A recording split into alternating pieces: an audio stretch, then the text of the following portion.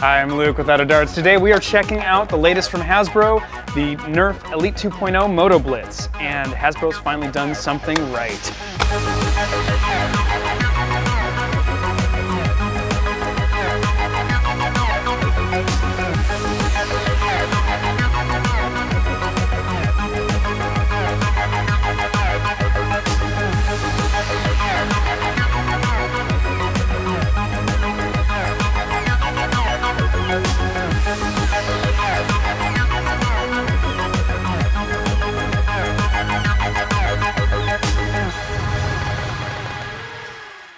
To those that have been watching for a while, it's pretty obvious that I have not been a very big fan of Elite 2.0. The blasters have been a pretty much universal disappointment across the entire lineup, and so my hopes were not high with this blaster. However, they've made some major changes, some minor improvements, and done something completely new while they're at it, so I'm pretty excited to share this with you. This is the Elite 2.0 Motoblitz. It's one of about a half dozen Elite 2.0 blasters. So far, Elite 2.0 blasters have primarily been just reshells, reskins, and variations on existing blasters. Now, this essentially is, at the core, a bullpup style blaster, so it's a little bit like a Raven or perhaps like the Halo MA40. Unlike the rest of the series, the Motoblitz has a nice trick up its sleeve up front, which makes this a really unique blaster overall. Price point on this blaster comes in at $44.99, and that is a Target exclusive, I believe. We'll correct on screen if I find out otherwise. The blaster includes enough darts, 10 rounds to fill the 10-round magazine, as well as the 6-round scatter shot up front. It's a semi-automatic flywheel blaster, meaning we have a flywheel cage that sits right in here, and we've got a pusher, mechanical pusher back here that's tied to this trigger. So to fire, it's a simple rev fire. Boy, you forget how slow these blasters spin up in stock form when all you play with is modded blasters. But we'll rev up and we'll take some shots here.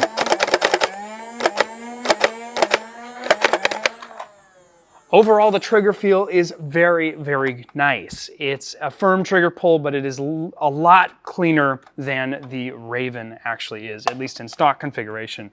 Ergonomically, the blaster is markedly improved from the previous Elite 2.0 blasters. All of the previous Elite 2.0 blasters featured a very kind of bulky, squared off handle and grips, and I really did not care for these. The lines on these blasters are also a lot more geometric and faceted, where the Motoblitz is definitely a little more styled, sleeked, and a little more rounded off. They have a very different design language feel overall. The grip itself is a little bit small for my hands, but as you probably know, that's pretty much par for the course because all of them are too small. That being said, it is still very comfortable and I can fit my full hand in there despite being an adult. So I think any kid, I did it again. So I think any kid or even teenager is going to appreciate this handle. It's going to feel a lot better. Continuing on with the ergonomics, the blaster is much too short for me. I can't even see the actual scope. I would have to be doing something like this, which is certainly a little awkward. But given that this is obviously intended for children and kids, not necessarily big kids, I can give them a pass on that. That said, they do have a rail up top, so you could mount some other sort of optic. I can't really see using the actual optic that's built into this blaster anyway, because it's just not very useful. But it does add something to the styling, and I think it does have a nice look overall. I kind of want to shove something in there. It seems like a good place to stick an air bladder for another shot, or maybe somehow integrate something else. Unsure what I'll do up there, but I don't think I would just take it off, though you certainly could cut it out or take it out somehow if you really wanted to. One small ergonomic thing I would like to change, and I think this is a pretty easy aftermarket part because we've done it many times before, is this grip. For an adult male hand, it's a little bit small. For anybody else, totally going to be fine. The blaster runs on 4 AA's, as do all stock blasters, so performance in its stock form is very much like a stock Strife or like the Elite 2.0 Phoenix, which uses a similar flywheel cage system.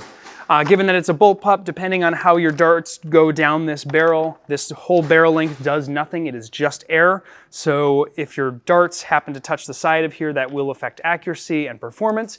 However, I think with an upgraded cage, you're going to shoot straight enough down that barrel that you're not going to impact the side. Now, we haven't taken this blaster apart, but we are told that it does not have solvent welds that make it un-moddable. I will update on this video because I'm going to take this apart after the video is made. If this is solvent welded, it's going to lose a whole star in my review rating because that's a pretty core part to our modding community and my perspective when I'm talking about blasters.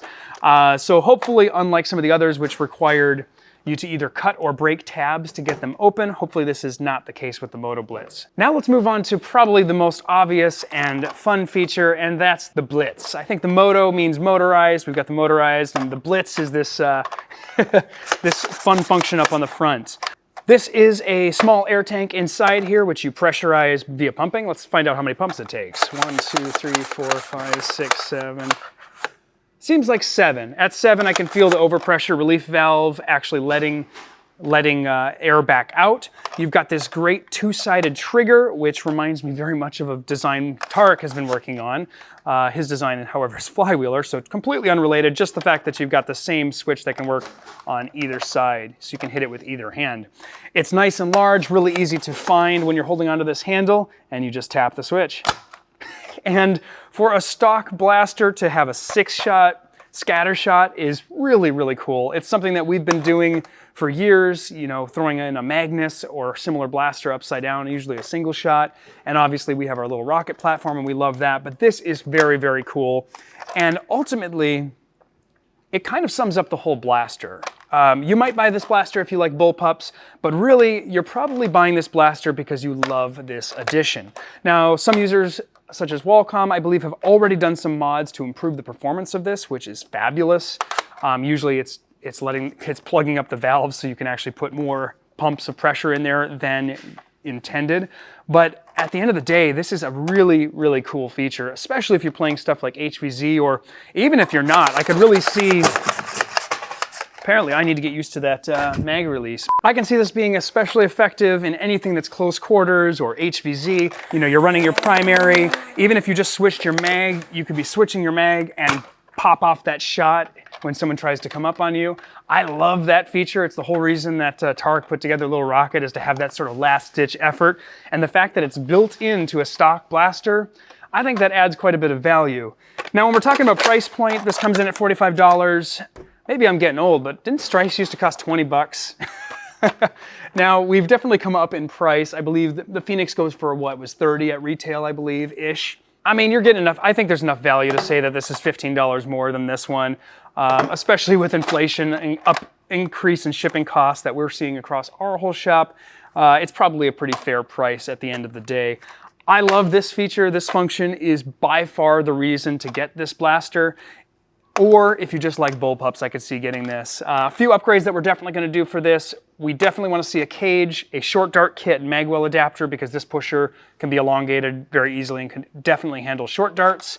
And I might look at doing a stock that just makes it a little bit longer, because just like the Raven, both of these blasters are a little short for me because my hand is just really squishy. I just want maybe another 4 inches there. So I think we'll be looking at doing stock, cage, maybe some triggers, though I do kind of like the little blade trigger as far as styling. And then let me know in the comments. I'd love to know whether you'd like to see a mod guide on this blaster specifically. We'll at least do a cage. It's a pretty standard wiring. It'd be just like a Strife, but if people want to see a mod guide, I'd be happy to do that. And we could touch on both modifying the air portion and the flywheel portion. At the end of the day, I'm really impressed. I want to say it seems like Hasbro's listening, or at least trying something different, or perhaps this was in the queue all along and they don't listen to us at all. I could believe that too, honestly, with their product cycles. I'm gonna give this 5 out of 5. It's definitely the best release I've seen from Hasbro in quite some time. Like I said, if this thing's solvent welded, I'm changing the description on top here to say 4 out of 5. But assuming it's not solvent welded together, from my perspective, it is a home run on the Hasbro from the Hasbro mothership, and I'm pretty excited to see them do something a little bit more interesting and a little more innovative. Thank you so much for watching. As always, we'll put all the links down in the description. Probably by the time this video gets up, we'll actually have a lot of the aftermarket parts for this blaster and maybe even the mod guide. So we will link that all down below. Let me know what you think of the Motoblitz and what you think Hasbro might do next. There are some minor issues here, but boy, I'm really impressed overall. Until next time, I'm out of darts.